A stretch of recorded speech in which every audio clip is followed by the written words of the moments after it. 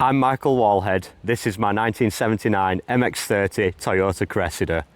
This is the story of how I took a car that looked like it had spent the semester at the bottom of the Marianas Trench and turned it into a daily driver that did 1,500 miles to the Le Mans Classic. And with the help of some friends and a lot of late nights, I did all of that in 7 weeks whilst working a full-time job.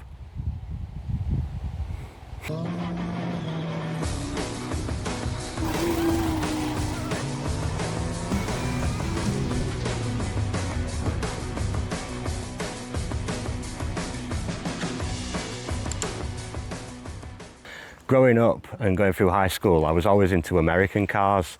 I loved the look of Buick Rivieras, Chevy Impalas, anything really with the sort of low-rider styling, the flowers everywhere, super low, cars that didn't really need to go fast, just wanted to go slow.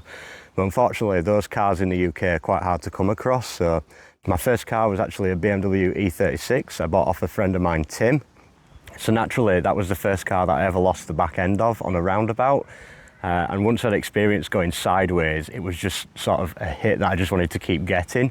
I became obsessed with watching the Touge videos, cars drifting up the mountain passes in Japan. And then I actually stumbled across a car that I'd not seen before, and that was Frederick Soleil's MX30 Toyota Cressida. Once I'd seen that, I became obsessed with trying to find myself a Toyota Cressida. I looked high and low for around 18 months and I just couldn't find one. These cars were quite rare in the UK when they first came out, and then naturally over the years most of them have rotten away. Scrappage scheme took quite a lot of the cars like this off the road.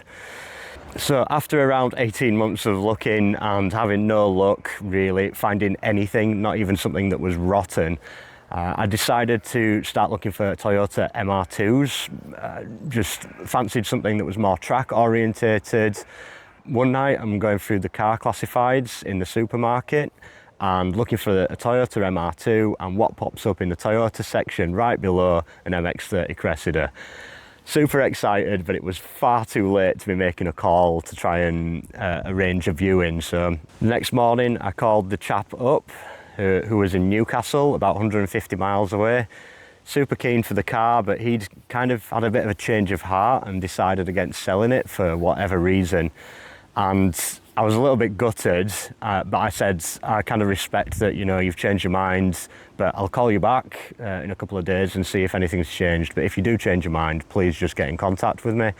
So I called him up 3 times that week. Of course, he was adamant that he wasn't selling it, but on the 4th time, he was kind of, I think, a bit skeptical about the condition of the car, and he basically said to me, look, you might not even like the car, why don't you come and look at it and then we'll go from there. So I took cash with me, drove it a couple hundred yards up and down the street where he had the car stored in a garage. The brakes didn't work very well, I had to drive it back on the handbrake. The suspension was horrific, just bouncing along down the road, but I didn't really have a choice. It was kind of, I'd seen it, it was the only one that I'd seen, I had to have it. Over the next 2 years then, I did a string of modifications, starting of course with the brakes and suspension. The chance of getting any original parts or anything that was like coilovers, anything aftermarket orientated for this car in the UK is just slim to non-existent. So I went to the next best thing, which was the Nissan S13. There's plenty of aftermarket parts with adjustability available off the shelf, and it's relatively cheap. So I went down that route, and lo and behold, the Nissan S13 coilovers actually bolt straight up to the original Toyota PCD that's on the strut towers for the suspension top mounts. Direct fit. The lower control arms, direct fit. The only thing I had to modify was the tie bars, which is just unreal, really. In the 2 years that I owned this car then, I actually daily drove it, which is probably not a good idea for something Japanese of this era. It saw salt through both winters, and the lower wings had started rotting, the lower part of the doors had started coming through with a little bit of corrosion. And then the inside of the boot, the back areas behind the wheel arches were just completely gone. The reason behind selling it, I was transfixed on 2-seater cars, rear-wheel drive stuff that just short wheelbase at the time.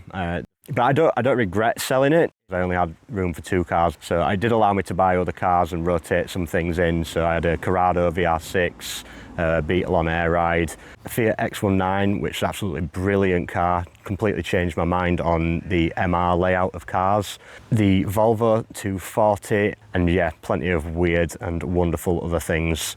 But every time I sold a car, every time I was in between buying a car, I was trying to buy this car back. From about 6 weeks after I'd sold it, I knew I'd done the wrong thing. So the chap who had bought it from me, Ed, I called him multiple occasions, and then eventually I lost his number, but I still had his email. Emailed him plenty of times asking if the car was for sale, and after a few years, really gave up on trying to buy the car back. Along comes 9 years later, last November, the car popped up on eBay, and I still had the Cressida saved as a search on there. There's just not really been that many that have popped up since. And when I loaded up the advert, saw this car, my heart was just in my throat. I messaged Ed, told him what I'd be willing to pay for the car. I wasn't really in a good position at the time. I'd just been made redundant from a job that I'd worked at for 8 years, so a little bit uncertainty from the cash front. I'd also booked to do street weekend with the Blue MG, and that needed quite a lot of prep work for the drag racing. The Peugeot 504 pickup truck, I was trying to get to the Classic Le Mans, take the French truck back over French soil for the first time. So time and money were both commodities that I didn't have available. So I kind of spoke to Ed briefly, gave him my number and said, look, if we can do something on the price, maybe we can come to a deal. I can kind of sit on the car for a little bit and maybe get onto it at the end of summer. A couple of months go by then, so it's actually the beginning of March. I started selling a few things up. I knew I had another job, but I wanted a little bit of a nest egg to fall back on, so I was selling a couple of things. I got rid of the Scirocco, I sold the GP100 Suzuki motorbike, and then last year I built a Yamaha XJ750 bobber, which I had literally just sold, loaded it up into the back of this chap's van. He drove to the end of the road and turned around, and I had the cash in one hand and my phone started ringing in the other. And I thought that something had happened with the bike in the back of the van, actually. I thought he'd turned around the corner and it had fallen over or something. But it was actually Ed that was calling me, and he said, it's time that I got rid of the Cressida. He was going to Japan and decided that he wanted the cash injection. So like I said, I've got the cash in one hand and Ed's trying to sell me the Cressida on the phone in the other hand, and I'm thinking, it's not a good time for me, but am I ever going to get another chance to buy this car back? So naturally we came to an agreement on price, and from that point moving forward I was just completely stumped, didn't say a word to anybody. I was so excited, I wanted to tell people in the Cressida community that I knew from previously. I wanted to tell my friends. I know there'd be so many people that would be stoked to see this car back, and I just couldn't say a thing because I didn't want to risk anything getting out and somebody else finding out that it'd been offered to me, wanting to undercut me on price, or I just had all these visions about it going wrong. So I had 6 days to wait until I could go pick the car up, just because of other commitments. I needed to borrow a Land Rover and a trailer to go and collect it. 6 days to think about what the condition might be like. I'd already agreed to buy it, so as far as I was aware, it was coming back with me. I was just constantly studying the pictures. It felt like an absolute eternity, but it was worth every moment. So we're on our way down to somewhere around Mansfield, I think it is, to go pick up the Cressida. I've not seen this car since I got rid of it 8 years ago. There was a period where it was actually getting driven and people were sending me updates as they saw it, and I saw kind of how the condition of the car went over maybe an 18-month period, and then I've heard nothing up until November last year, where it got listed for sale. I'd like to take a minute to thank James Blackhall for lending me the Land Rover, and also Ben Rushforth for letting me borrow his trailer. There she is. Holy cowbells. Holy cowbells. Oh my god. It's been a while. It's been a minute, old girl. I'm so happy. I'm so happy. Conscious that the Land Rover and trailer were blocking the road, we had a very quick snoop around the car outside Ed's house before rolling it down to a more suitable loading place. Well, this is exciting, isn't it? I can't believe how well that opens still. Look at that. It's brilliant, isn't it? It's really The rest good. of the car's falling decent. Which is well engineered. Yeah. What's the method then? So if I put Landy on the other side, do you think the brakes work enough that it'll... Yeah. I don't know. Alright, I guess. Yeah. Oh, it's a little bit slower than I remember.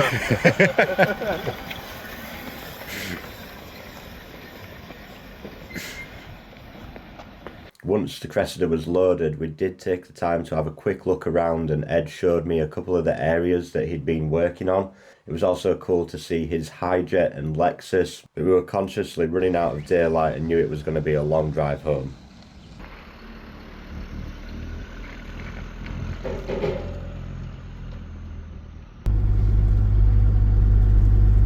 My jaw is already aching from the amount of smiling that I've done. You happy, Mike? I don't know what the opposite of buyer's remorse is, but this is it. What is the word for that?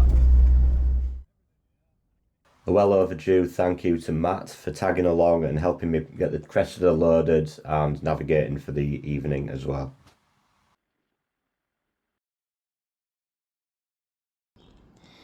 So we're going to have a quick look inside the Cressida and see what sort of treasures she beholds. Start in the back, shall we? We do have some interior panels, so that's always good news. Headlights, I've already got a set of headlights that I'll be putting in anyway, so eBay jobby those. This is quite a cool piece, original air cleaner. There's actually quite a cool feature on there that you can change the air intake direction for hot and cold air for summer and winter. It just turns a valve on the inside and it takes the air rather than from the front. It takes the air from above the exhaust manifold, so cool little feature. Rear shocks that I had on this car when I had it. One of these is definitely bent. Oh, that's a nice find, some spark plug wires. Stop lock, but I don't have a key for it, so I guess that goes in the bin. The windows seem to work. Original steering wheel. It always brassed me off that the horn button was upside down on one side and not on the other. Cool piece. Again, won't be using it. I would like to use that. Original radio. Carburettor might be useful for someone. Again, it's got the adjustability on there. This is from a day where people were actually expected to work on their cars. So in winter, you would turn the choke enrichment up and down. I think this is probably seen. In fact, no, I didn't actually mess with this. It's got the vacuum secondary, so when you press the gas down, obviously it opens up the first butterfly, and then it relies on the vacuum to open the second one. That's actually quite an inconvenient feature, because what happens is these either jam or the vac line breaks and then you only get half throttle.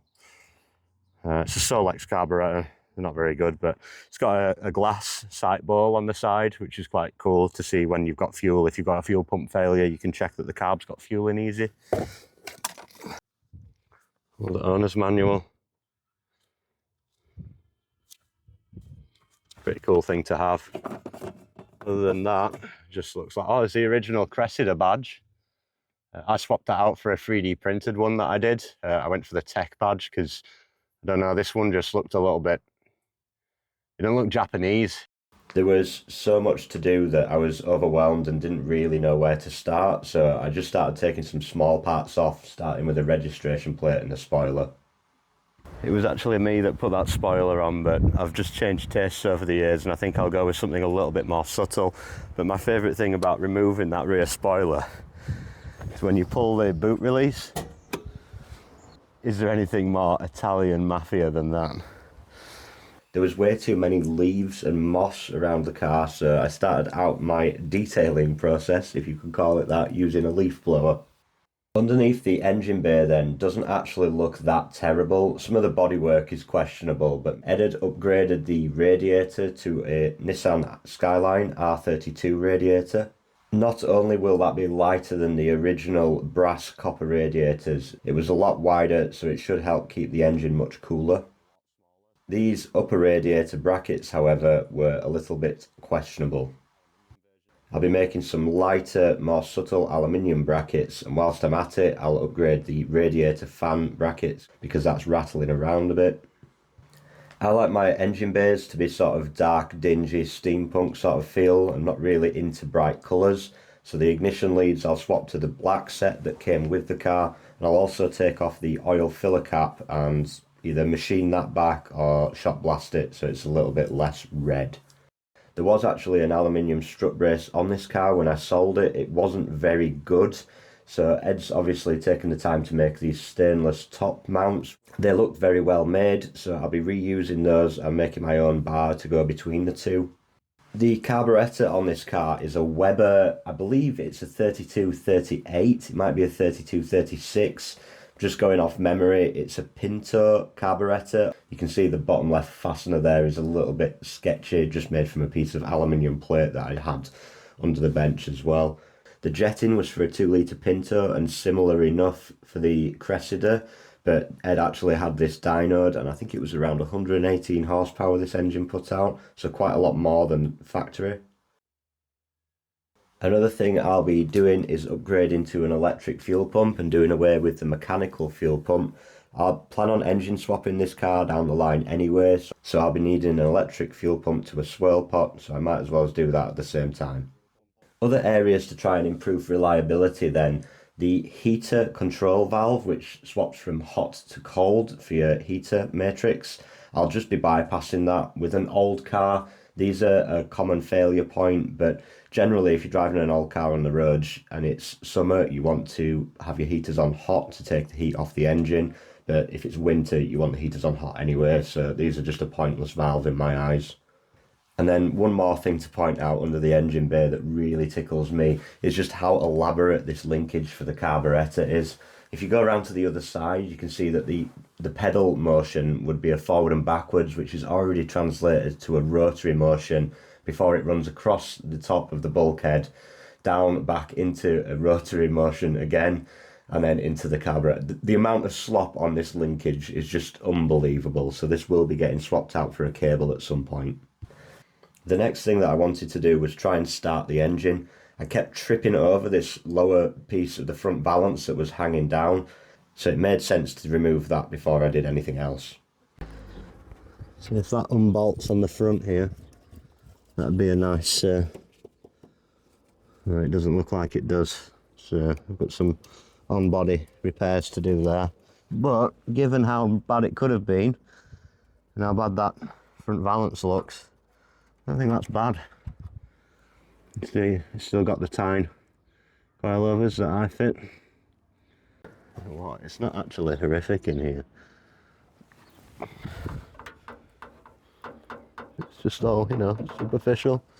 I was getting pretty fed up at this point of everything that I'm touching being caked in grime, so the jet wash came out. I gave the full car a once over, which unsurprisingly took some of the paint with it, but it's not like we were going to be able to save much of the original paint anyway.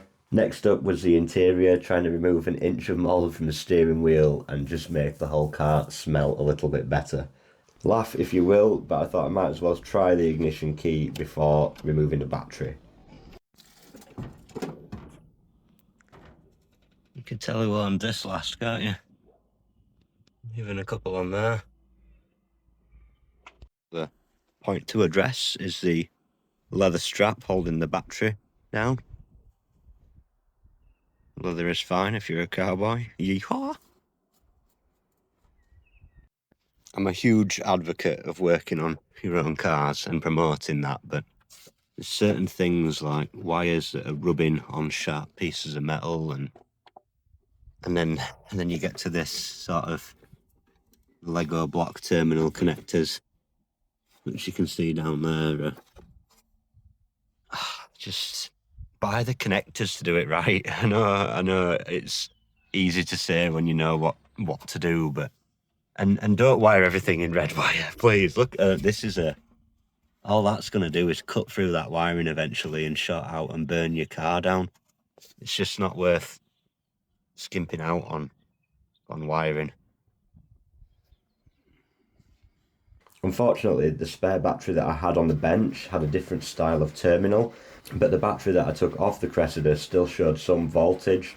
Once I put the booster pack across, it actually cranked over quite nicely. I knew the carburettor wouldn't have any fuel in it and the mechanical fuel pump would take a couple of rotations of the engine to prime. This actually gives the engine time to prime the oil around the crankcase as well and get everything up to oil pressure. I took what petrol I had and poured it into the carburettor, and sure enough, she fired into life.